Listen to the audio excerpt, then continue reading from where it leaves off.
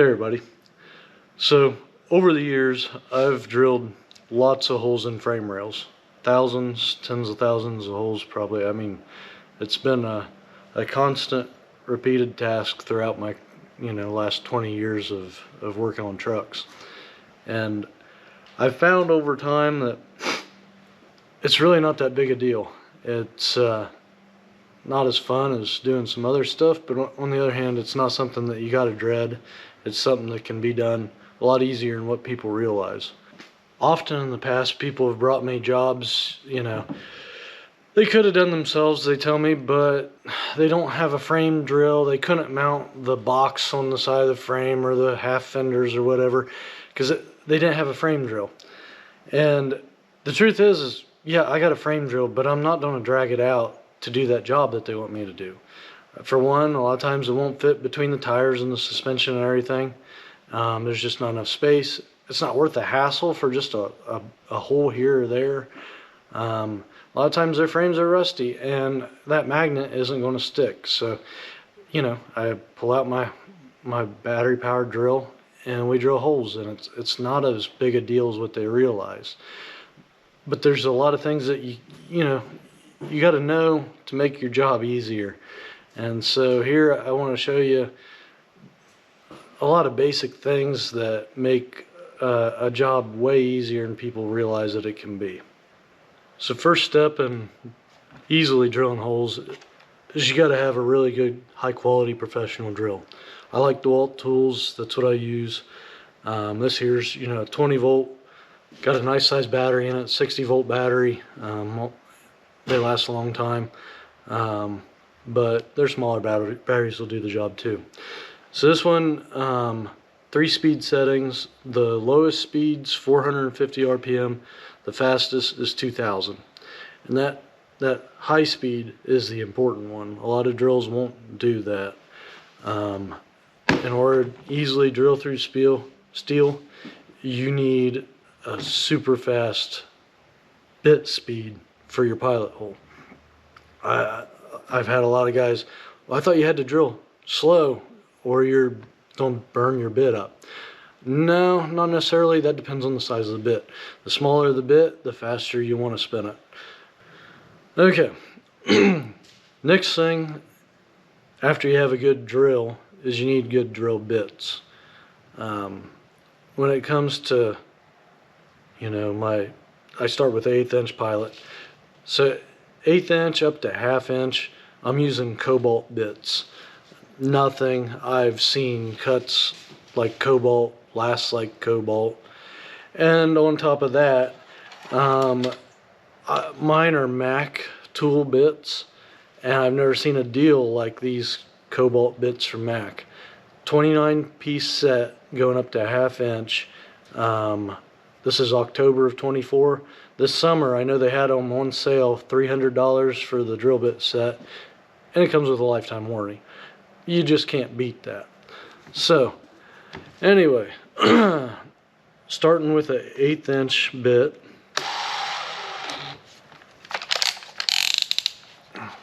Spin as fast as you can. Got a brand new piece of frame rail here.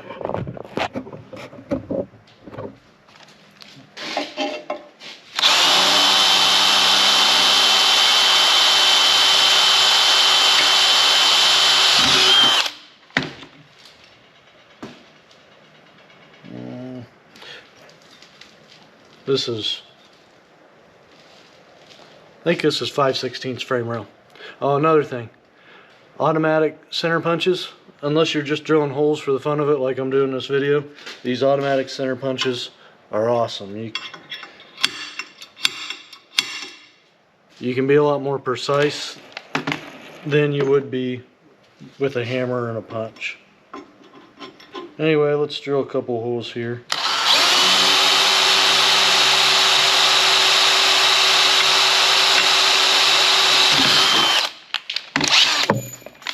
Now the way I do it is the next size bit that I choose is the next one in the index that looks sharp.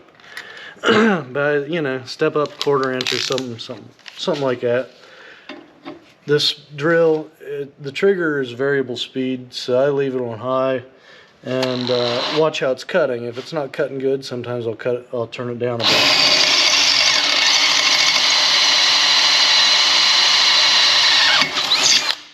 You can see, no big deal.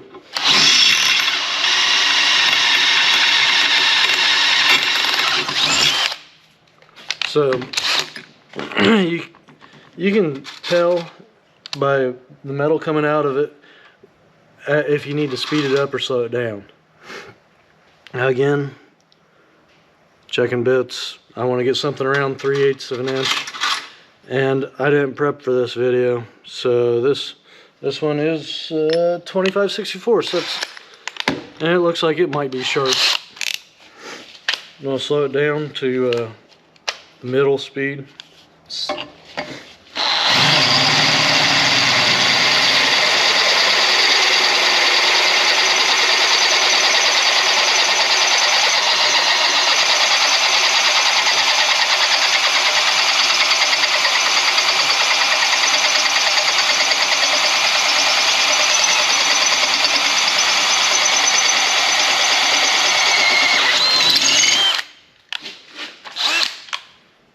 Not a big deal.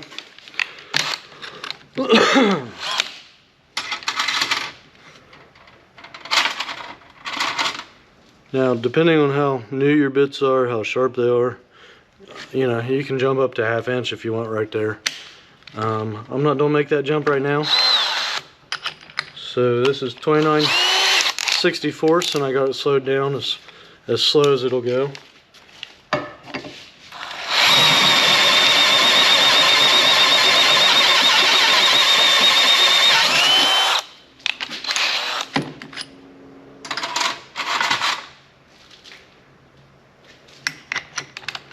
And let's see if the 1/2 inch bit's sharp enough to get through this.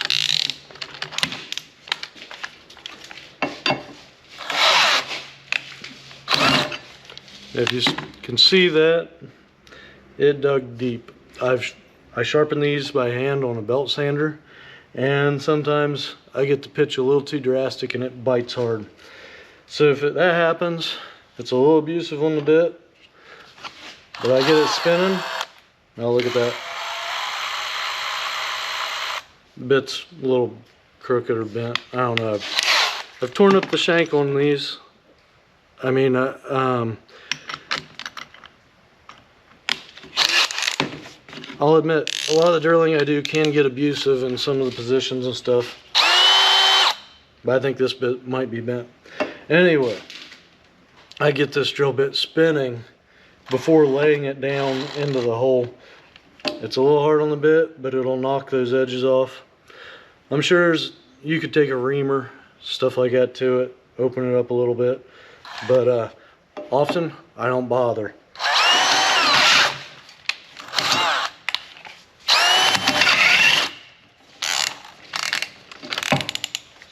I'm sure there'll be nasty comments on this.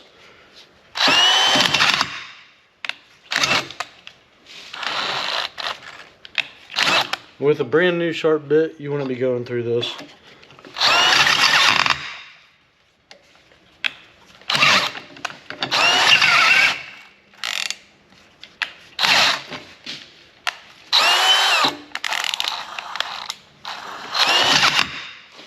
Another thing I just realized, this is a new drill. Used to be when they'd catch, they would try to break your wrist. They'd beat you up. They would swing and hit you so hard. This one's got an anti-kickback feature, and I think it's kicking in and keeping my drill from actually breaking through. When it used to, it could put a little bit more force through that, and it wouldn't stop like it's being stopped now.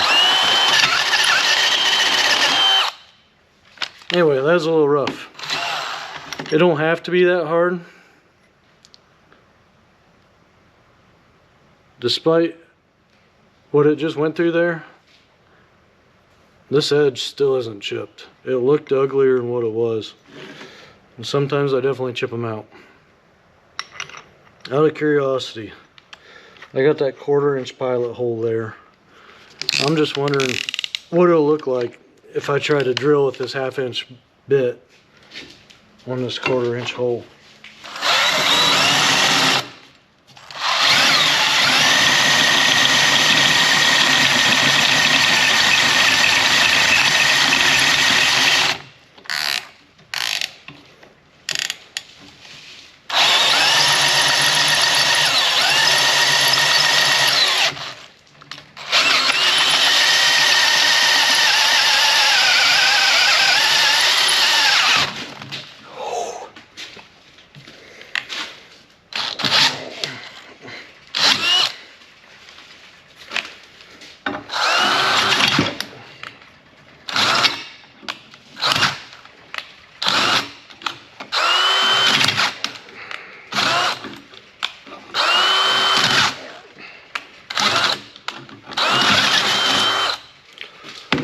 So it did it.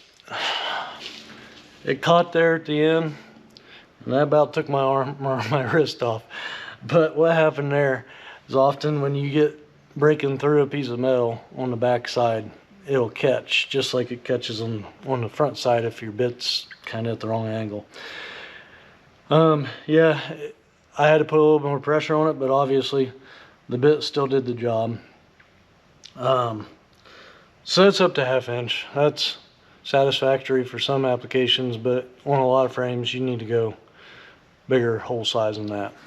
And so for those, I just use regular high-speed steel bits. Again, these are not quite as strong as cobalt, and it's a little bit elusive. Like I said, I keep sharpening these bits. This bit used to be probably longer than this bit. This bit's been sharpened too. But again, I don't use drill bit sharpeners. I've had them.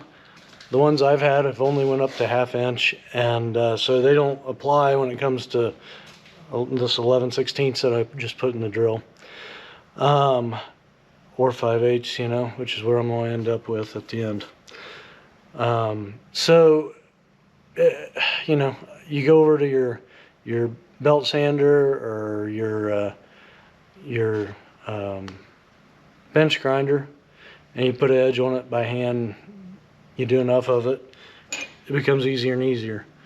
The main thing is you don't want any chips on the cutting edge, and you want the cutting edge to be falling away on both sides, and you want it pretty even.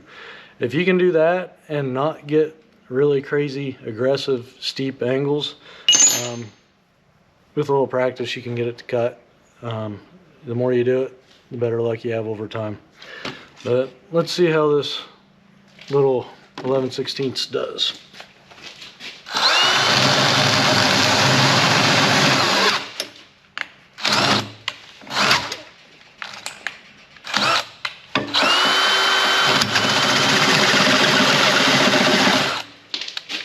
There we go, I chipped it.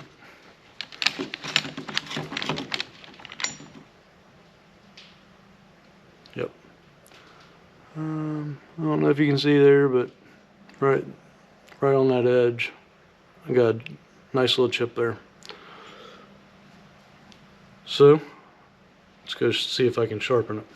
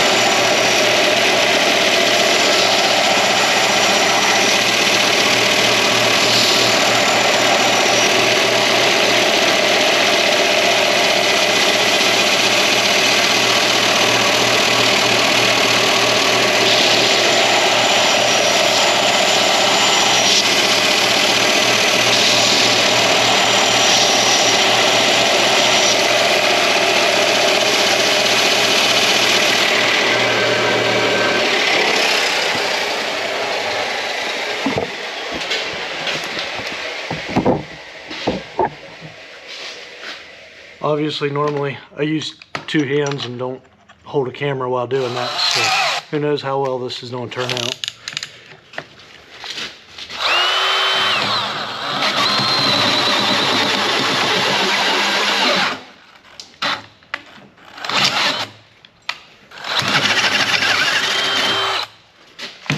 Good enough. I think my battery's getting weak.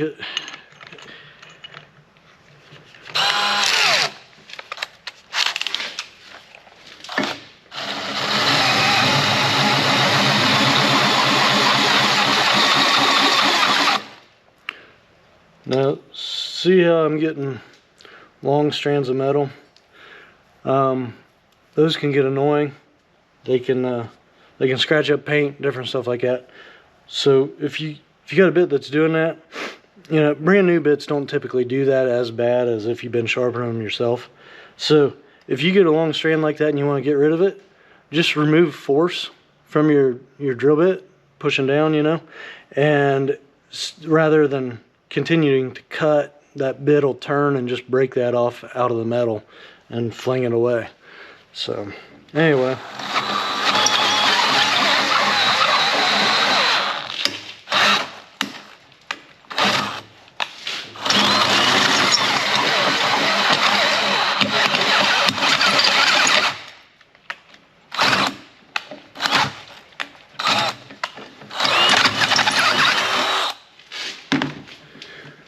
So that's a 5/8 hole. I mean, it's not terribly pretty, not ideal situation.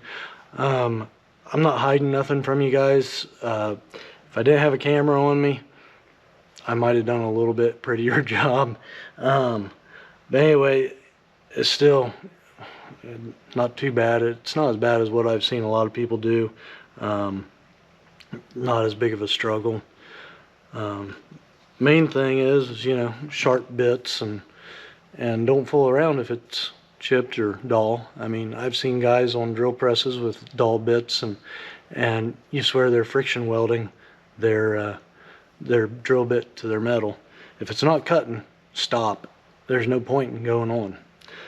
A few other things that I thought I'd mention while talking about this. You know, there are places where frame drill is appropriate, new metal especially. You got an old truck that's rusty, I'd suggest, you know, unless you're going to take the time to truly clean that rust off of the frame, don't bother with the frame drill. The magnet won't stick, and then also those annular cutters are expensive, and you can't go over to the belt sander and sharpen those. I've had them sharpened before, and they're never as sharp as when they're new. So I try not to abuse them. And rust in a frame rail will abuse your annular cutter. It'll dull it real quick. Other thing, if you got a double frame that you're working on, don't use an annular cutter. There's a real good chance you get through that outside one and you hit the inside, and it's going to snap your cutter. Yeah, just using regular drill bits on a double frame is way more effective, faster, and less frustrating. Also, I can't prove this. I mean, I know there's ways to do it. I'm not a machinist, but you take an old frame rail, and if it's weathered, not had paint on it for years, they can be way harder to drill than brand new frame rail. From what I've heard, like all your old time big engine builders, you know, automotive race engines and stuff, they would buy brand new engine blocks and set them out behind the shop for years in the weather, and just letting the sun and the rain and the, you know, whatever else just beat on it for years. And after, you know, maybe a decade or so, they bring them in and machine them. And all that time out in the weather has taken those hardened blocks and hardened them even further. And I think that's what's going on with truck frame rails a lot of time. You think of all the abuse that a frame rail goes through, and especially if there's no paint on it and stuff, you end up with hard spots in the frame. And if you ever run into that with a frame drill, stop using the frame drill. Get yourself just regular drill bits, because it'll cut way easier with a regular drill bit. So I'm sure that's not going to be one of my most popular videos I've ever done. I doubt few people will watch it from beginning to end, but I do feel like there's some good information in there and it can be helpful to people. I hope it has been. If it helped you, like the video, subscribe to the channel. We got some interesting projects coming up. We just agreed to buy a project truck yesterday, and so expect to see that on the channel here coming up. We got Interstate made me's truck that we're going to redo this winter, and once we're done with that, we'll start working on our own project, and it's going to be something pretty special. So thanks, and leave any questions and nice comments and down below.